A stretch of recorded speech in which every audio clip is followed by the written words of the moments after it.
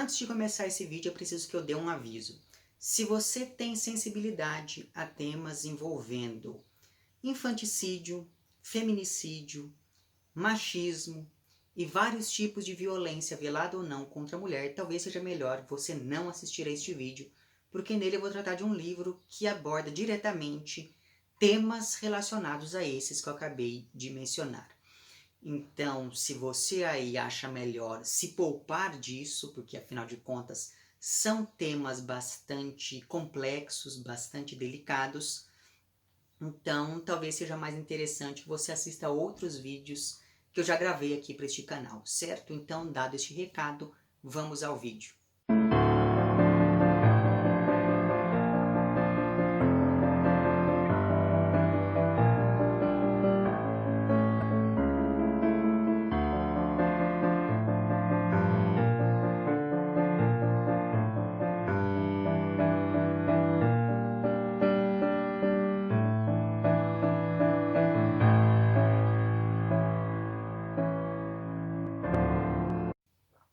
Bom, em Bogotá, no dia 4 de dezembro de 2016, uma menina de 7 anos, indígena, pobre, filha de camponeses e cujo nome eu não vou revelar, foi sequestrada, torturada, estuprada e assassinada por um homem de família tradicional, influente, um arquiteto de 38 anos chamado Rafael Uribe Nogueira, ou algo do tipo. Coincidentemente, naquela mesma época, começou todo um movimento em vários países da América Latina chamado Nenhuma Menos, e por isso as pessoas foram às ruas de Bogotá, sobretudo, protestarem até que esse Rafael fosse condenado a 58 anos de prisão. Eu me lembro muito vagamente desse caso, mas aí a partir da leitura do livro sobre o qual nós vamos conversar hoje, eu acabei indo procurar um pouco mais sobre isso. E assim, eu não vou entrar em maiores detalhes sobre este caso, porque os detalhes são realmente bastante chocantes. Então fica a seu critério procurar sobre tudo isso, caso isso lhe interesse. Mas o fato então é que em 2017 a Laura Restrepo publica este livro chamado Los Divinos, ou Os Divinos, que é um livro no qual a autora não pretende fazer uma reconstrução jornalística dos eventos relacionados ao crime.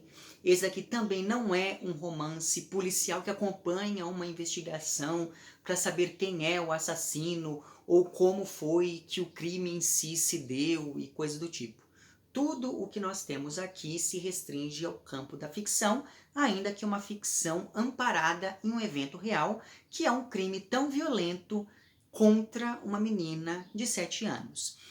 Isso significa que a autora não tem compromisso com a verdade dos eventos relacionados a esse caso, e por isso mesmo ela fica mais livre para especular simbolicamente sobre as circunstâncias sociais que permitem que algo tão grave aconteça, de modo que a autora não fala aqui do crime propriamente, mas ela estabelece todo um panorama do entorno desse crime, demonstrando que socialmente esse tipo de evento tão atroz, digamos, é algo que se anuncia com certa antecedência.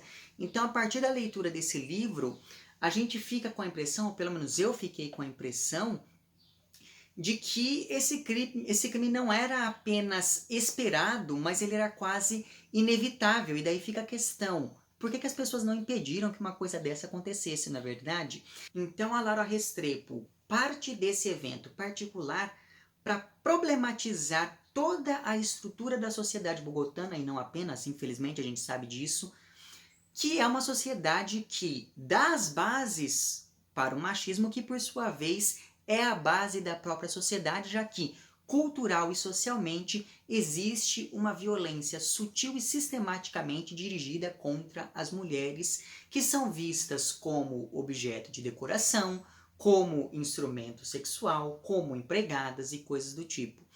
E a autora demonstra toda essa mentalidade social, digamos, conforme acompanha um grupo de 5 amigos de classe alta que sempre tiveram tudo na vida. Então, eles são filhinhos de mamãe, como o narrador diz aqui, eles só querem saber de festa, eles nunca ouviram não na vida, eles sempre estudaram no melhor colégio, eles sempre foram ensinados desde a infância que eles pertenciam ao grupo daqueles que mandavam e que, portanto, tinham um mundo a seus pés. E note que esse colégio onde esses 5 amigos estudaram era um colégio para rapazes, portanto, desde muito cedo, eles foram ensinados que a mulher não existe em um espaço destinado àqueles que vão mandar, àqueles que vão vencer na vida.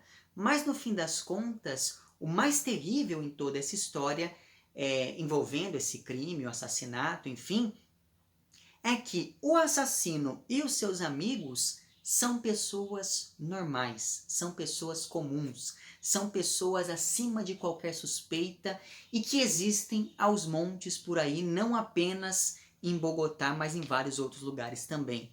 O grupo, que se auto-intitula Os Tutti Frutis, é quase uma fraternidade onde todos se protegem. E como a maioria dos grupos sociais predominantemente masculinos, essa fraternidade ela abre brechas para comportamentos que se relacionam à homossociabilidade.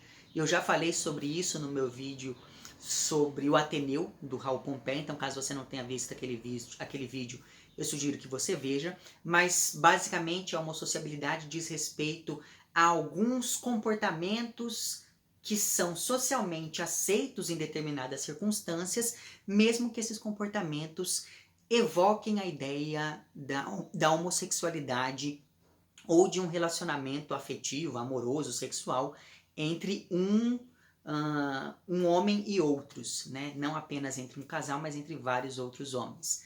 Mas enfim, além disso, esse grupo dos Tutti Frutis se baseia em uma hierarquia que é fortemente relacionada ao poder econômico de cada membro.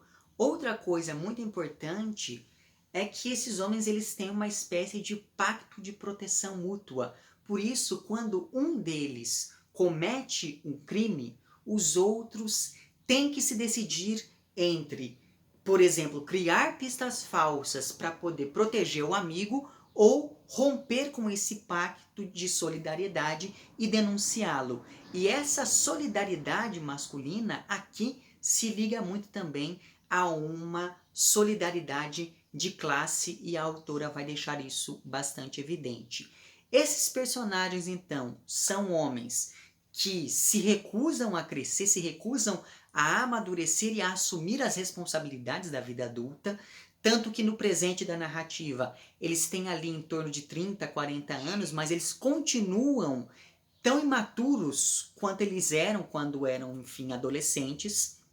Além disso, eles acham que a vida se resume a uma busca desenfreada para saciar todo e qualquer tipo de desejo, prazer, enfim, nem que para isso eles tenham de passar por cima de todo mundo para poder se realizar.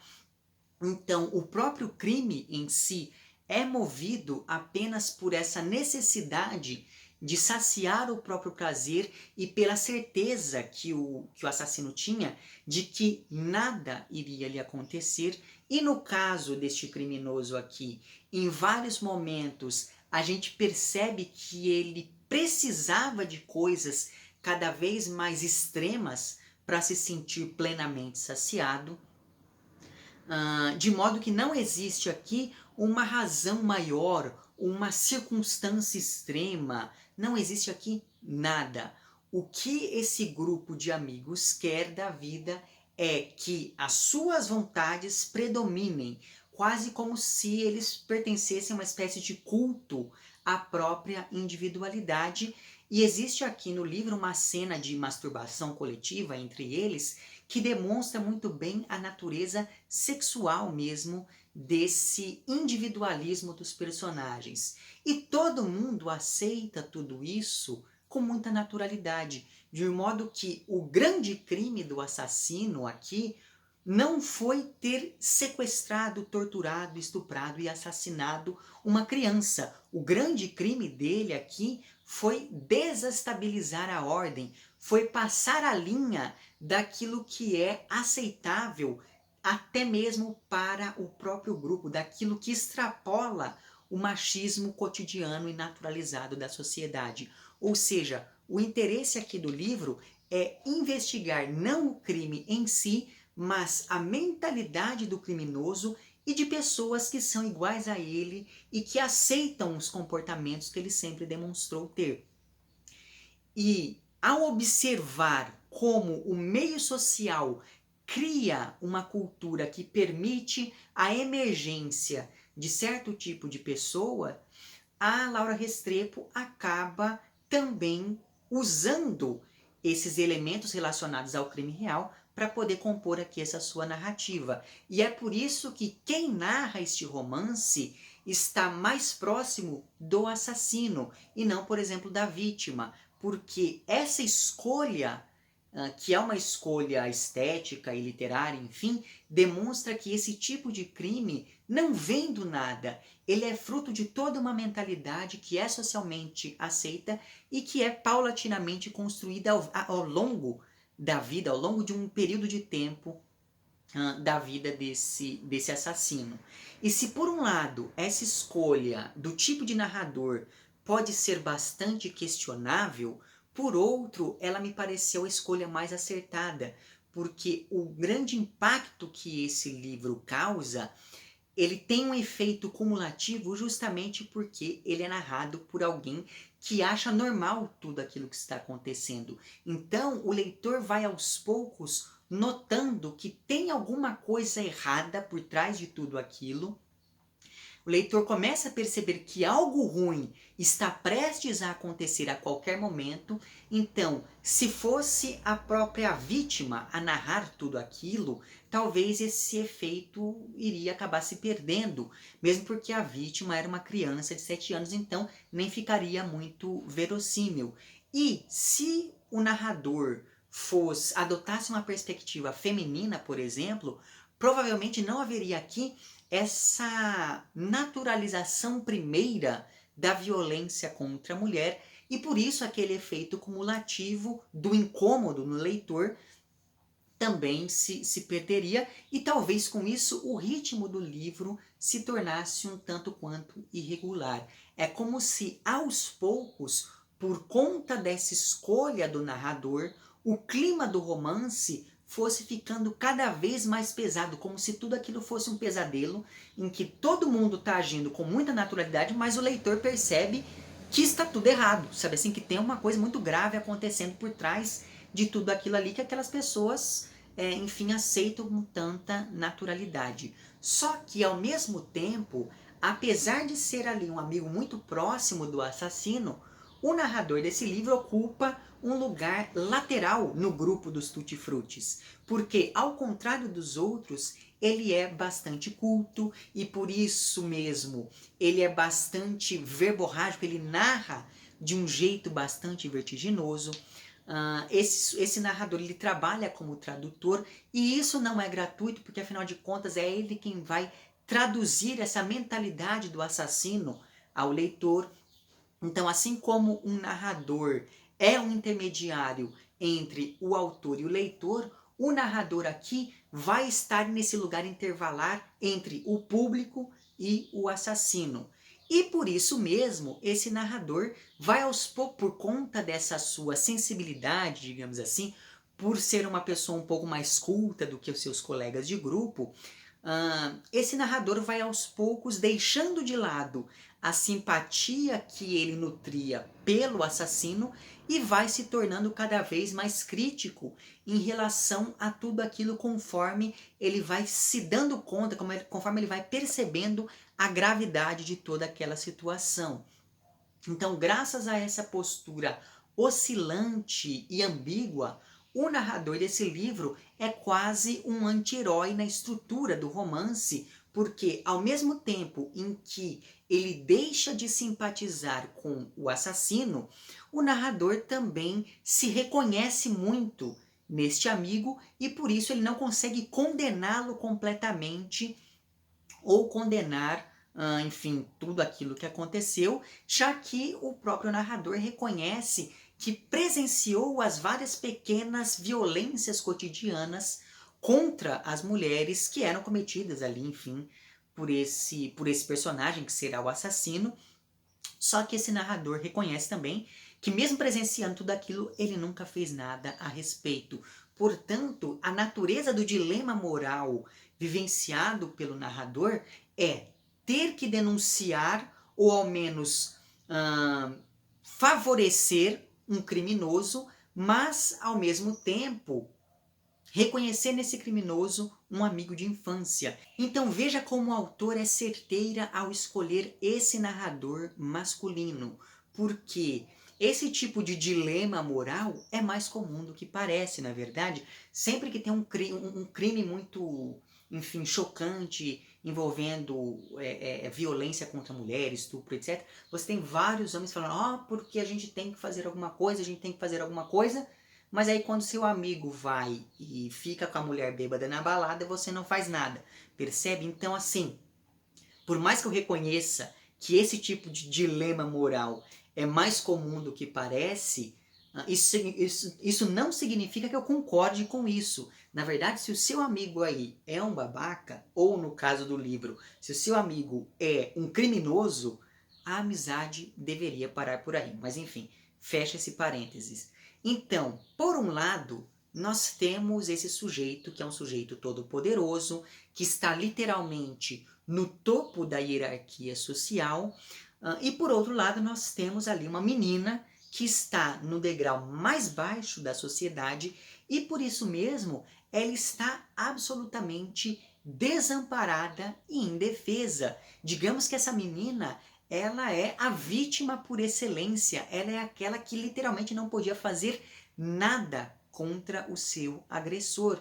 E exatamente por conta disso, esse homem se acha no direito de fazer aquilo que bem entender com quem ele quiser. Tanto que esse personagem, né, que é o assassino, enfim, existe um momento bastante forte do romance, que está na página 174 dessa minha edição aqui, em que ele diz o seguinte, isso daqui o crime já aconteceu, enfim, ele escreve uma carta, e nessa carta ele vai tentar falar um pouquinho sobre o que foi que aconteceu.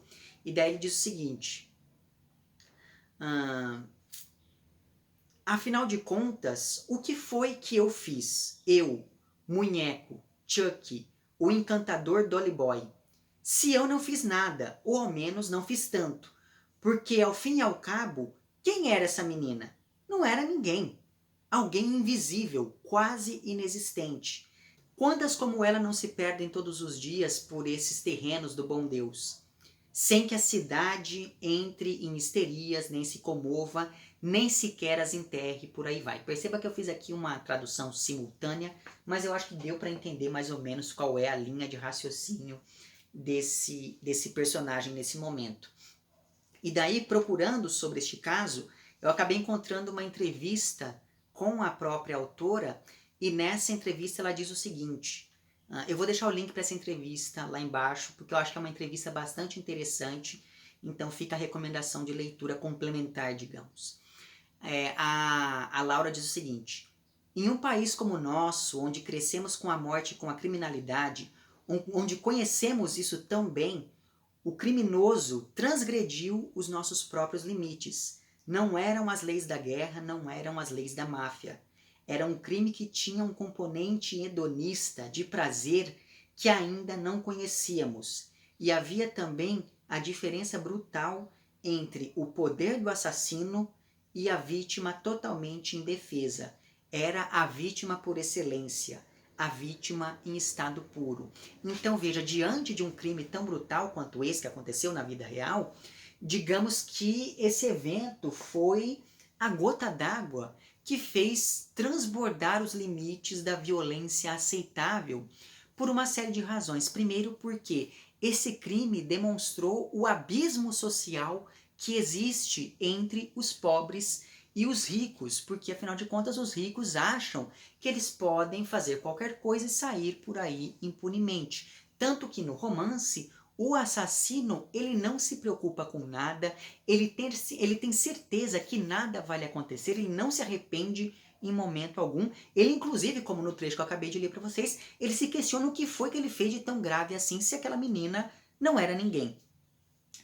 Esse crime ele também foi a gota d'água, digamos, porque em um caso como esse, não dá mesmo para culpar a vítima.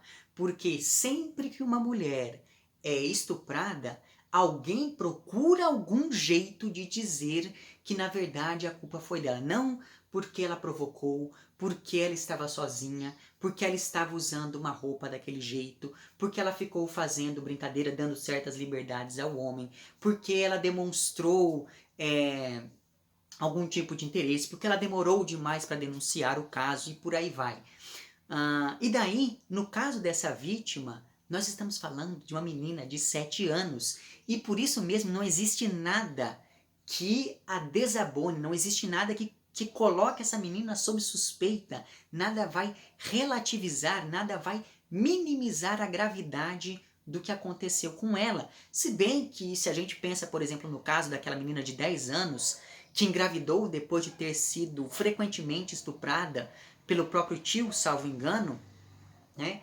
Sempre surgiram uma série de pessoas lá dizendo que, na verdade, aquela história era muito mal contada porque ela tinha gostado de tudo aquilo, porque senão ela tinha contado para alguém antes e blá blá blá blá blá blá. Então veja, mesmo em casos extremos como esse, sempre vai ter alguém que vai dizer que não é bem assim, que é melhor averiguar, porque alguma culpa a menina vai ter nessa história toda. E isso também, né, essa questão da idade da criança também gerou certo desconforto, tanto no crime real quanto aqui no romance. Porque se a culpa não é da vítima, então é preciso fazer mesmo alguma coisa contra o assassino. E neste caso, o assassino é um homem de família tradicional e influente de Bogotá, percebe? Então, como é que você vai se colocar contra uma pessoa tão importante assim? Só que a Laura, ela demonstra aqui no romance que o problema não é só o assassino, né? O problema também está em uma sociedade que não faz nada para que esse tipo de crime não se repita. Porque, afinal de contas, o grande problema não está apenas no ato em si, mas em todos os pequenos atos que eram vistos como aceitáveis, que precederam esse grande ato, esse grande evento que foi o assassinato. Porque tão grave quanto o silêncio social que demonstra a cumplicidade com esse assassino, é também o silêncio meio acusador que coloca a culpa na própria vítima. Afinal de contas, para além da violência em si, quando uma mulher faz esse tipo de denúncia, ela passa por uma violência que é estrutural e que é muito evidente. Basta lembrar daquela história do estupro culposo, né? Para a gente ter um bom exemplo disso, de como essa violência estrutural está aí na nossa cara todos os dias.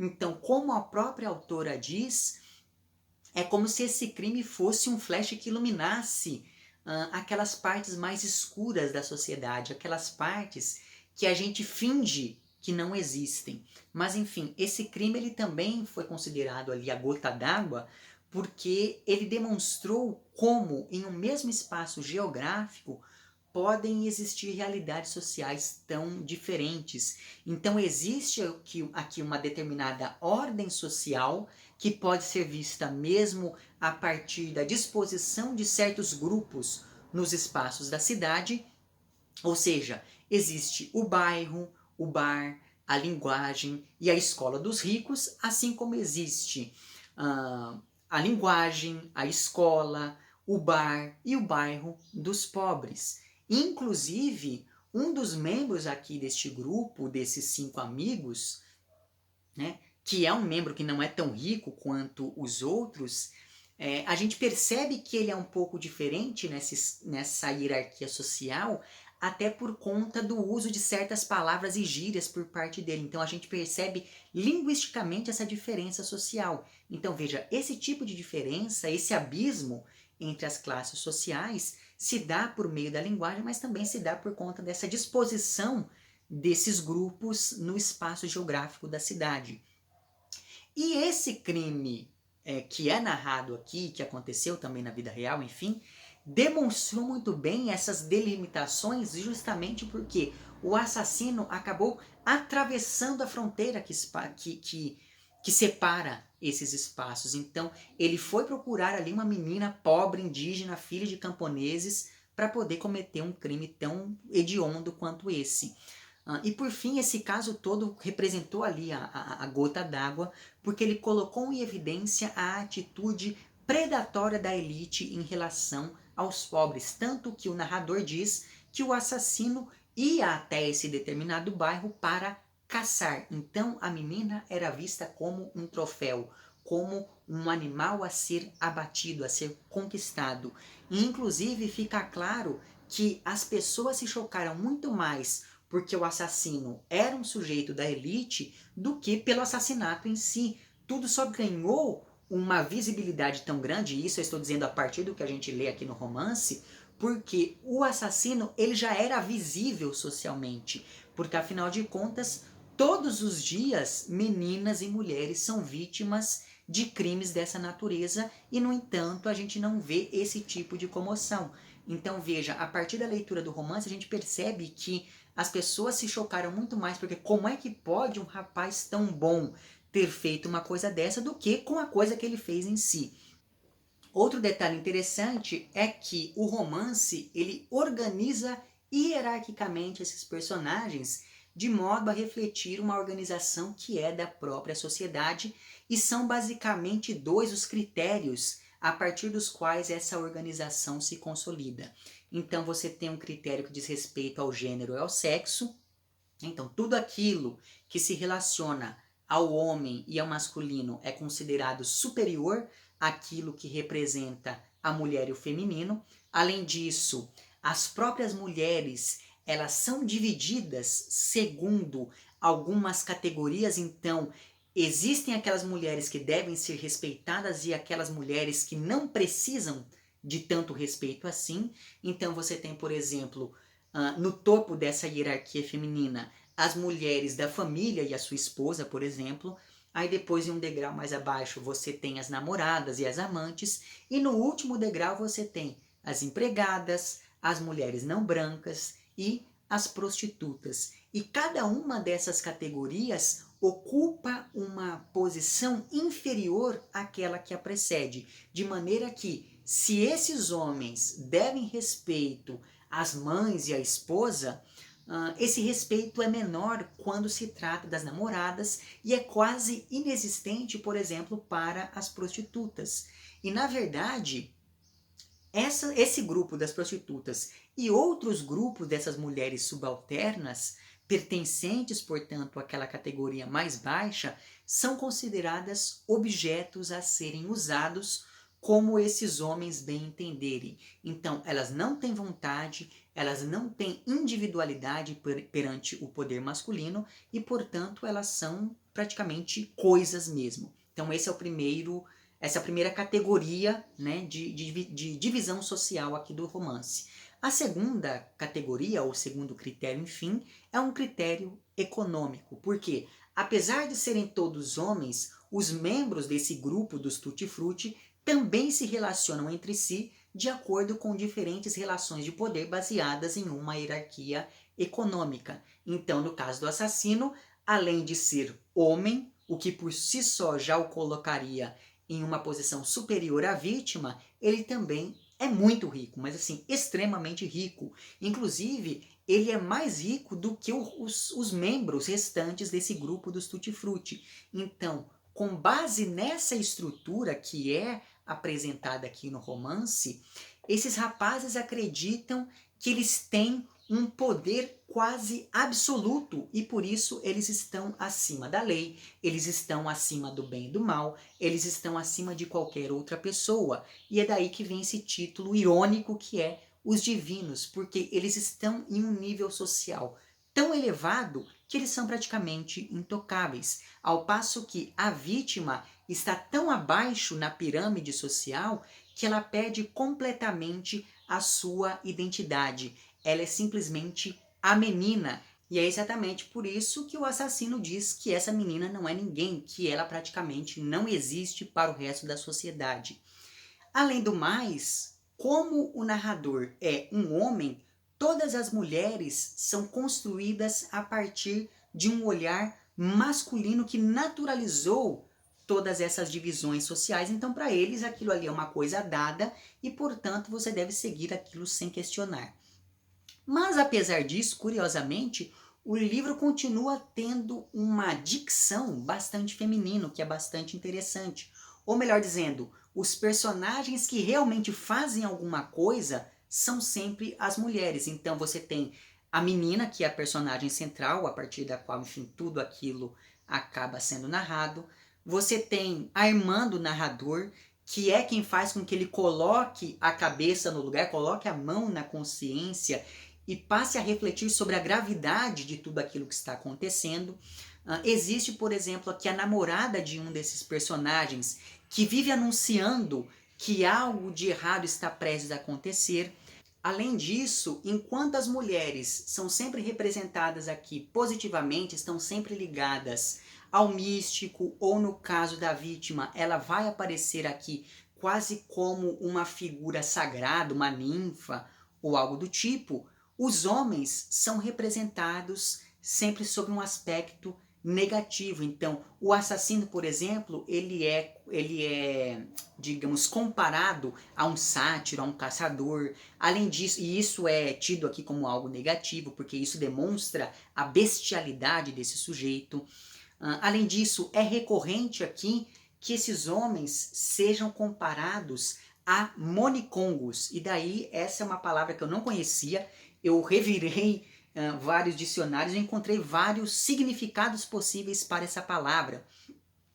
Mas o que me parece mais adequado para o que a autora quis dizer aqui é o seguinte: monicongo é um boneco usado para afastar o azar ou usado em rituais que são parecidos, por exemplo, com o ritual do voodoo. Né? Eu vou deixar imagens desses tais monicongos aqui para que você veja. Então veja, como esses homens são comparados com esses tais monicongos, eles sempre ficam nesse polo meio nebuloso entre a sorte e o azar. E isso reforça a sensação de que alguma coisa muito errada vai acontecer a qualquer momento. Além disso, as referências a esses tais bonecos estão espalhadas por todo o livro. Tanto que a primeira e a última frases do romance já trazem essa imagem dos bonecos, porque o livro começa da seguinte maneira: os monicongos são dois e o mais pequeno se parece com você. Né? Isso em espanhol isso funciona melhor porque tem uma rimazinha. O meu espanhol não é dos melhores, mas eu vou ler aqui no original para que você perceba. Los monicongos son dos y el más chiquitito se parece a vos. Perceba que esse dos e vos estabelece uma rima que é uma rima quase infantil, mas ao mesmo tempo existe um tom de ameaça, né? Quando você pensa que os monicongos dizem respeito ao azar, à sorte, ao voodoo, à magia negra, enfim. Então perceba que existe aí uma quase ameaça, mas ao mesmo tempo é uma ameaça infantilizada. E daí o romance termina da seguinte maneira: Los monicongos son 1000 y el más chiquitito se parece a ti. Los monicongos son 1000 y el más chiquitito es igual a mí. Então veja que novamente você tem aí essa rima acontecendo tanto no começo quanto no final do romance e sempre com essa imagem dos tais monicongos. Então veja que curioso, né?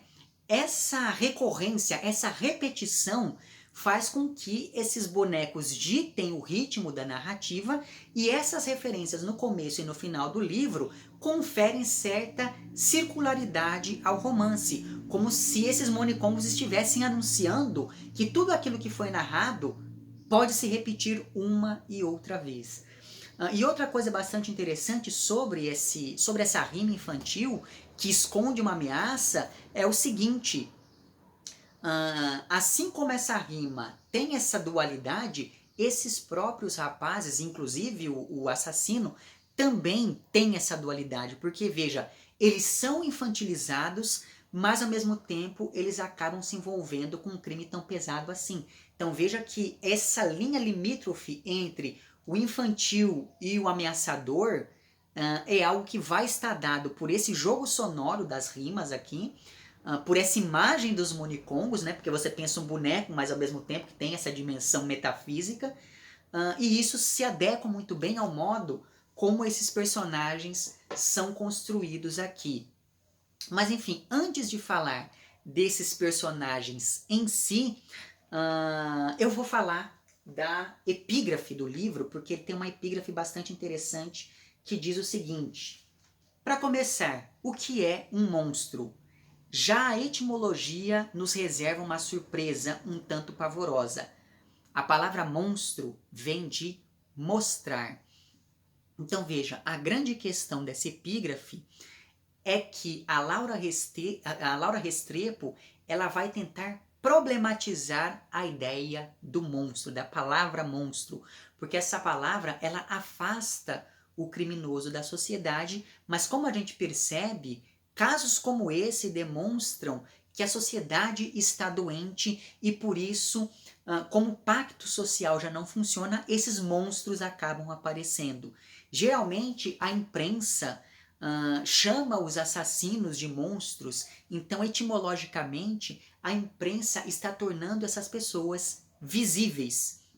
O que a Laura Restrepo faz aqui então é tentar mostrar o invisível que determinou as ações que estão por trás desse monstro. Então, por exemplo, por mais que só um desses membros dos Tutti Frutti tenha realizado enfim, tenha realizado esse crime, tenha cruzado os limites do aceitável, todos os outros estão muito próximos disso. Você percebe que foi um deles, mas poderia ter sido qualquer outro, porque todos eles têm mais ou menos as mesmas atitudes em relação às mulheres, todos eles se acreditam superiores a todas as outras pessoas, todos eles se acreditam divinos e, portanto, acima do bem e do mal, né? Então, por mais que eles não tenham cometido esse grande crime, eles vivem dos pequenos crimes do cotidiano. E ao estabelecer esse jogo entre o visível e o invisível, a autora mostra como a sociedade permite e cria os seus próprios monstros. E daí fica a questão: será que o assassino é o único monstro dessa história? E daí, enfim, na página 248, ou seja, logo no final do livro, o narrador diz o seguinte: se o munheco, que é o nome do assassino, é a cara visível do monstro, a cara oculta somos nós. Então veja que essa questão da visibilidade, da invisibilidade desse monstro é algo bastante importante aqui neste romance. E outra coisa bastante importante é a seguinte: aos poucos a gente percebe então que todos esses personagens masculinos têm uma relação profundamente problemática com as mulheres, para mostrar que a violência em diferentes níveis é algo que se naturalizou socialmente. Então, nós vamos aqui acompanhando essa violência cotidiana ao longo dos 3 primeiros capítulos do romance, que são capítulos que mostram como esse grupo se formou e como ele era um reflexo de determinadas condutas sociais. E nesse processo, ainda que o narrador seja sempre o mesmo, ele foca em diferentes personagens e isso acaba fazendo com que a gente conheça a fundo cada um dos membros desse grupo dos Tutti Frutti, né? E para poder fazer isso, então, o narrador vai recuperando as memórias de vários períodos da vida desses amigos, né? Ainda que a narrativa no presente se passe ali em mais ou menos 6 meses, nos 6 meses que antecedem o crime em si, enfim. O livro ele também vai um pouquinho além para o que aconteceu depois do crime. E durante essa recuperação das memórias, a gente vai percebendo que, como diria lá o Dom Casmurro, a fruta já estava dentro da casca, não é verdade? Então o exercício que eu fiz e que eu recomendo que você faça também, caso isso lhe interesse, é que você releia este livro para tentar ir encontrando essas várias pistas que estão espalhadas desde o início da narrativa e que já apontam para esse crime que vai acontecer em algum momento. Aí então, no capítulo 4, que é estruturalmente o centro do romance, nós temos o surgimento da vítima. Antes disso, nós temos vários indícios que apontam para o crime, mas o principal interesse é sempre mostrar à sociedade que ampara a monstruosidade. Não por acaso, nós não temos aqui o nome desses personagens, nós temos uma série de apelidos, o que já demonstra a profundidade de cada um, já que cada apelido se adequa a determinados círculos sociais. Então, esses personagens aqui, eles não são simplesmente maus. Como eu falei para vocês no início do vídeo, eles são pessoas normais, então eles são bons e maus ao mesmo tempo, ainda que a conduta deles seja, na maioria das vezes, condenável, né? Mas ao mesmo tempo a gente sabe que esse tipo de conduta, enfim, é mais frequente do que deveria ser. Bom, pensando nisso, então, vamos agora personagem a personagem. Talvez um dos mais importantes dentro da estrutura desse grupo seja o Duque. E como o apelido dele sugere, ele é um dos mais ricos ali dos Tutti Frutti, o que faz dele um dos que estão mais acima ali na hierarquia. Ele é bastante perfeccionista, ele tem mania de limpeza e por ser um dos fundadores do grupo, ele acredita que deve acobertar o amigo assassino, nem que seja, por exemplo, arranjando dinheiro para a fuga ou delegando funções aos outros membros do grupo para que eles possam, enfim, acobertar os rastros deixados pelo assassino. Então o Duque tem uma namorada chamada Alicia e ele é completamente possessivo em relação a ela. Ele sempre tenta manipular essa moça, mas ao mesmo tempo ele trata essa namorada como se ela fosse ali um enfeite para poder deixar a sala mais bonita. Inclusive existe um momento em que isso fica bem claro. O Duque chama a Alicia para uma propriedade que ele tem no campo e quando essa moça chega nessa propriedade, na verdade ela descobre que foi chamada só para servir de modelo porque uma revista está fazendo um ensaio na propriedade e ela está ali apenas para embelezar os ambientes, digamos assim. Mas enfim, outro personagem bastante importante aqui desse grupo é o Tarabeu. Ele é muito ganancioso, o que acaba fazendo com que ele se envolva, por exemplo, com negócios ilegais como o narcotráfico e coisas do tipo. Além disso, o Tarabeu vive tentando medir forças com o Duque e como o Tarabeu é um verdadeiro Don Juan do grupo, ele consegue vencer um amigo quando começa a ter um caso com a Alicia. Então, apesar de já ser casado, o Tarabeu tem várias amantes e talvez seja o personagem que mais demonstre esse machismo cotidiano. Então, além de trair a esposa, ele a mantém praticamente em cárcere privado, já que ela vive em função da casa, ela não pode ter amigos, ela não pode falar com mais ninguém a não ser ele, e coisas do tipo. Outro personagem aqui desse grupo é o Píldora, ou algo do tipo. Como ele não é tão rico quanto os outros, na verdade ele é uma espécie de novo rico, esse personagem vive tentando ser aceito e isso faz com que ele tente fazer de tudo para agradar esses seus amigos. Na verdade, os outros só o aceitam no grupo porque, como a mãe desse personagem tinha uma farmácia, ele tinha acesso a alguns remédios e a algumas drogas sintéticas, então ele era útil nesse sentido. Portanto, ao contrário dos outros personagens, dos outros membros desse grupo, o Píldora, ele é completamente submisso e dependente da aprovação daquele grupo, já que ele se reconhece como hierarquicamente inferior aos demais. Tanto que o narrador diz que daquele grupo ele é o único que tinha uma alma. E o narrador vive comparando esse rapaz a um poeta colombiano, cujo nome eu não me lembro agora, mas enfim. O fato é que essa comparação não é por acaso e eu não vou dizer o porquê, porque senão eu acabo revelando muita coisa sobre esse personagem também. E o papel do Píldora no plano para poder acobertar ali o crime é um papel bastante importante e vai ter consequências mais sérias para ele. Ou seja, esse sujeito é um verdadeiro desajustado, tal qual o próprio narrador, que tem o apelido de Hobbit. O narrador, ele se descreve como sendo um caracol, porque ele é muito fechado em si mesmo, então ele é bastante introvertido, ele é o único do grupo que tem o costume de ler, afinal de contas ele é um tradutor, e essa distância entre ele e o resto do grupo permite que esse narrador veja aos poucos que as coisas não estão indo por um bom caminho.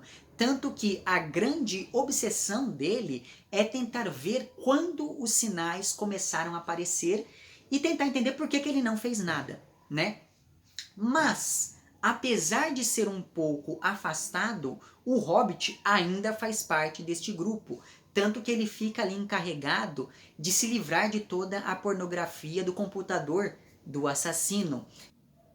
Então veja, o Hobbit, que é o narrador, permite que a autora esteja dentro do grupo, mas ao mesmo tempo guardando certa distância. E uma coisa muito interessante a se notar é que o Hobbit tem aversão ao toque.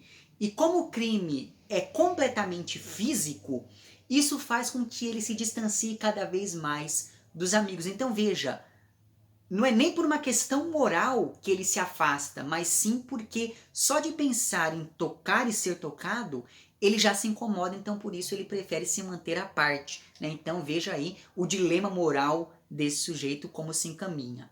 Outra personagem que gravita em torno desse grupo dos Tutti Frutti é a Alicia, namorada do Duque, que a vê, tal qual todos os outros personagens masculinos, apenas como um objeto, mas ao mesmo tempo é bastante nítido que todos os amigos do Duque têm algum tipo de interesse sexual pela moça. A Alicia, ela tem as suas próprias opiniões, até mesmo em assuntos que pertencem apenas aos interesses masculinos. Além disso, como eu falei para vocês, ela trai o namorado com um de seus melhores amigos. Ela trabalha, ela é independente, ou seja, a Alicia é uma personagem bastante complexa, tanto que cada homem a vê de um jeito segundo aquelas classificações que eu falei anteriormente no vídeo. Então o Duque a vê mais ou menos como uma esposa, o Tarabeu a vê como uma amante, e o Hobbit, que é o narrador, a vê quase como uma prostituta, porque afinal de contas ele sabe do caso que ela tem com o amigo, mas ao mesmo tempo ele pensa, poxa, por que não foi comigo? Então é aquilo, já que ela não me quis, logo ela é uma prostituta, porque olha só ele se atraindo, namorado, etc, etc, etc. Mas a questão mais interessante sobre a Alicia é que desde o começo ela tem um pressentimento, ela sabe que uma tragédia está prestes a acontecer, e ela sabe inclusive quem é que vai ser o causador dessa tragédia, porque em mais de um momento ela diz que o Munheco, que é o assassino, é uma bomba prestes a explodir, ou então que ele é como a calmaria que antecede a tempestade e coisas do tipo. É como se essa personagem fosse o leitor que já sabe que tudo aquilo, como tudo aquilo vai acabar, e por isso nota os sinais daquela tragédia de maneira um pouco mais clara. Não por acaso o narrador diz que a Alicia parece uma vidente. Então essa vidência dela tem muito mais relação com uma sensibilidade social do que com algum dom paranormal ou coisas do tipo. Outro personagem importante que também faz parte lá do grupo dos Tutti Frutti é o Munheco, que é o assassino em si. Ele tem esse apelido porque desde a infância a mãe diz que ele era o seu bonequinho. E o narrador diz em dado momento que esse apelido permite ver a dualidade do personagem, porque afinal de contas, por trás da aparência de Ken, o Ken da Barbie, se esconde o Chuck, daquela série de filmes de terror. Então, por mais que seja alto, forte, simpático, dentro dos padrões, rico, esportista, um bom aluno e etc., o munheco vai aos poucos mostrando um outro lado. Ele vai se aproximando do submundo, digamos assim. Então ele vive bêbado, drogado, enfiado em lugares estranhos e suspeitos, segundo os critérios adotados pelo narrador. Ele vive dando festas para continuar sendo o centro das atenções. É como se, pouco a pouco, ele fosse tirando a máscara e mostrando um rosto que ele sempre tentou esconder. Até que ele se revela um verdadeiro predador em busca ali de alguma vítima, de alguma presa. E essas são palavras do próprio narrador, que chega, inclusive, a se perguntar em dado momento se por trás daquela maldade relativa do amigo não existe uma maldade absoluta. E essa dualidade do personagem, do munheco, aparece também quando o narrador está ali vasculhando o computador do amigo para poder apagar toda e qualquer pornografia. Então, no começo, o Hobbit ele só encontra ali fotos de família, de viagens e coisas do tipo. Mas aos poucos ele vai encontrando um material pornográfico cada vez mais pesado. Então, existe uma face visível do bom menino de boa família que viaja com os amigos, e existe uma face invisível de um sujeito que precisava de estímulos cada vez mais intensos para saciar as próprias vontades. E eu também não vou entrar em detalhes sobre quais são essas, enfim, qual é a natureza desse material por aqui. Então você vai ter que ler o livro para saber exatamente o que o narrador encontra no computador do amigo. E essa dualidade também aparece quando nós pensamos que, para saciar esses prazeres tão baixos, o munheco tenha sequestrado uma criança, que simboliza justamente a inocência e a fragilidade. E veja que uma coisa interessante é que não são quaisquer meninas as que ele procura, são meninas indígenas e pobres. Então o crime é também um crime étnico, é também um crime de classe, e é um crime que se dirige contra as pessoas mais fragilizadas socialmente possível, né? Então veja que esse sujeito ele não é maluco, ele faz tudo com premeditação, né? Ele é muito aleivoso no modo como ele escolhe as suas vítimas, digamos assim. Então veja, essas meninas são tão desamparadas que perto delas o poder do munheco é basicamente absoluto. E ele gosta desse poder. Ele gosta dessa sensação de ser aquela figura que representa de fato o poder onde ele está. E mais, é como se essa vítima fosse tão irrelevante para a sociedade que nem fosse um crime tão grave assim. Afinal de contas, como ela não era ninguém, ela não faria falta a ninguém.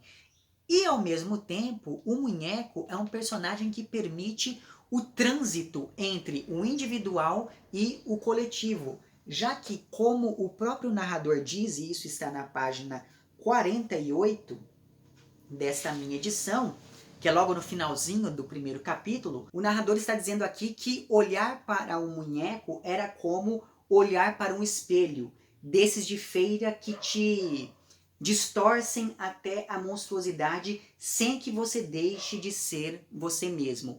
Então veja que esse trecho ele é importante porque ele deixa claro que esse personagem, o munheco, ele representa uma sociedade que é narcisista, hedonista, que é hipócrita, porque afinal de contas é uma sociedade que condena os monstros que ela própria criou sem tomar as devidas precauções para que novos monstros não apareçam no futuro.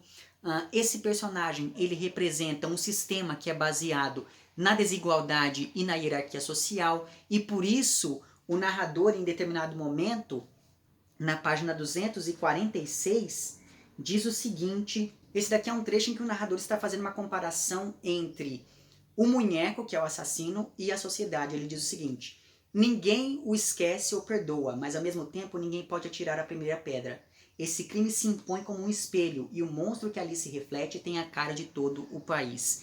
Então veja, talvez por conta dessa sua conduta, em momento algum esse personagem demonstra qualquer tipo de arrependimento por aquilo que ele fez. Tanto que ele escreve uma carta, e nessa carta ele não consegue sequer dar nome àquilo que ele cometeu. Então, ele fala da menina como se ele não tivesse nada a ver com aquilo.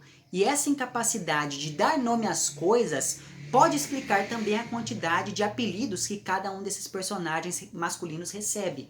Porque a atitude de todos eles é tão grave que eles se tornam inomináveis, digamos assim. Então, o Munheco escreve como se ele não fosse um criminoso, como se o crime tivesse acontecido por si só. Então, ele usa vários eufemismos, ele cava uma distância enorme entre ele e a vítima, como se tudo aquilo não passasse de um mal entendido. Então, por exemplo, quando ele pede perdão logo no início da carta, ele fala como se aquilo fosse algo simplesmente inconveniente e não como se ele tivesse cometido um crime tão brutal. Ele pede desculpa aos familiares e aos amigos dele próprio, mas ele pede desculpa pelo transtorno que ele causou e não pelo crime que ele cometeu, pela vida que ele tirou. Em momento algum ele fala que ele estuprou e torturou e sequestrou e assassinou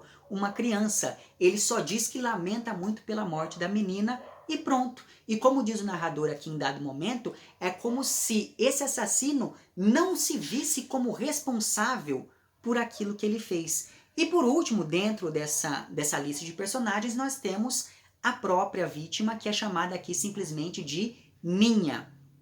E a primeira coisa importante sobre ela é que, ao contrário dos outros personagens, ela não recebe nome nem apelido. E essa é uma decisão quase política da autora e do próprio narrador, porque o narrador diz o seguinte na página 133. Por amor e por respeito a ela, ocultarei seu nome. Não direi como se chama. Para mim, ela é a minha Ninha, ou seja, a menina. Isso é, a menina menina. Alguém tem que encontrá-la antes que ele, que o sátiro, faça-lhe algum dano, lhe faça algum dano. Então veja, isso acaba dizendo respeito também ao modo como a imprensa geralmente noticia casos assim.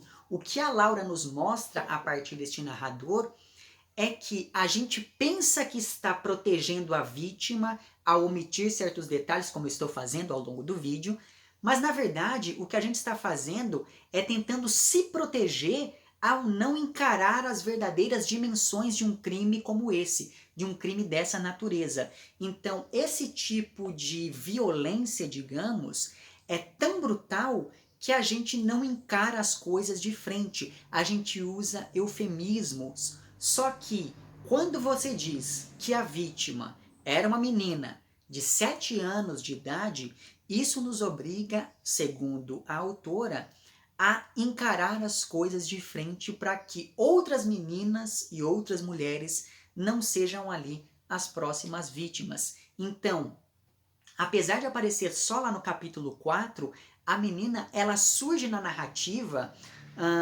sem qualquer tipo de eufemismos, ainda que ela seja construída com uma aura de pureza e de inocência quase sagrada, quase religiosa. E isso aparece até em detalhes como, por exemplo, o fato de terem identificado o corpo da menina por conta de um sapato branco que era dela e que foi encontrado ali em um lugar próximo da cena do crime. Ou seja, se para o Munheco essa menina não era nada, para o narrador e, consequentemente, para a autora que a coloca no centro estrutural do romance, essa menina é o centro de todas as coisas. O que foi narrado antes, então, passa a ser quase uma preparação que vai anestesiando o leitor que, a essa altura, já foi, digamos, entendendo os vários símbolos que foram sendo lançados ao longo da narrativa. Tanto que, quando a menina surge, é um momento que beira mesmo a epifania, como se ela fosse uma aparição divina no meio de um ambiente tão violento, no meio de um ambiente tão brutal quanto aquele. E assim como a Alicia, a menina aqui, né, a Ninha, ela é construída a partir dos olhares de cada um desses homens. Então, o Munheco pensava nela como um ser que não era ninguém e olhava para ela apenas com desejo. Inclusive, existe um momento aqui, peraí que eu me perdi agora. Existe um momento aqui na página 139, é um momento um pouco forte, mas eu vou ler mesmo assim, porque é um momento que descreve como o munheco olhava para essa menina. Então diz o seguinte: seus olhos a olhavam, um com soberba e desdém, e outro acendido pela febre do desejo. Se dilatam, suas pupilas se dilatam. Bêbado de apetite e de poder, o sátiro vibra e se prepara, pronto para conquistar e destroçar. Nada escapará de sua vontade tirânica. O seu ego galopa e sua sombra se projeta sobre a absoluta indefensão, não sei como traduzir isso, sobre a vítima indefesa, digamos assim. Então veja, você tem um munheco que encara a vítima dessa forma, que encara a Ninha dessa maneira. Aí você tem o narrador que a encara quase como um ser divino, como uma ninfa, ou algo semelhante a isso. Você tem, por exemplo, o Píldora, que é aquele outro personagem um pouco mais apartado do grupo, que vê essa menina quase como se fosse a Ofélia do Shakespeare ali, como um símbolo da pureza. Então perceba, o que nós temos nessa narrativa são fotografias da menina e o corpo dela, mas o discurso do narrador se encarrega de reconstruir a imagem dessa vítima a partir desses pedaços que sobraram dela. E isso me fez lembrar bastante de um livro do Valêncio Xavier, do qual gosto bastante, chamado Remembranças da Menina de Rua Morta Nua, porque aquele livro ele fala de um crime que também foi bastante chocante, envolvendo também uma criança, só que dessa vez no Brasil. Né? E naquele livro, o narrador ele tenta remembrar, ele tenta reunir os membros dessa vítima por meio da memória, e me parece que é basicamente isso o que o narrador aqui de Os Divinos está fazendo ao longo do romance. Só que apesar de tudo isso, o livro traz uma série de denúncias sem deixar de lado uma preocupação que é estética. Tanto que esse narrador, ele condena, e isso é bastante irônico, as manifestações que foram feitas em torno a todo esse crime. E assim, por mais que ele condene, ao mesmo tempo faz até sentido o que ele diz. Porque ao transformar uma morte como essa em algo apenas político, você apaga a memória da vítima. Então foi ela, mas poderia ter sido qualquer outra, de modo que a individualidade parece não importar diante do coletivo. O livro, né? Só que ao mesmo tempo a gente percebe que se você não fizer nada, o coletivo acaba tendo o mesmo destino desse único indivíduo. O livro me lembrou bastante um outro romance da Laura Restrepo, que eu li antes, chamado Delírio, porque naquele romance a autora mostra como não adianta nada ignorar a loucura social do mundo, porque por mais que a gente tranque portas e janelas, essa loucura social sempre encontra uma brecha para poder se tornar a nossa loucura individual. Enfim, eu gostei muito desse livro, mas não é uma leitura fácil, primeiro por conta do tema, é um tema desconfortável, mas também por conta da linguagem. A autora usa muitas gírias, ela usa o Spanglish, que é aquela, enfim, linguagem que mistura elementos do inglês e do espanhol. Ela traz aqui palavras que são próprias da Colômbia, então isso acaba dificultando um pouco a leitura, mas essa dificuldade estilística e linguística é maior no primeiro capítulo. Depois você acaba se acostumando com isso, com essa dicção do narrador, e a coisa engrena um pouco mais.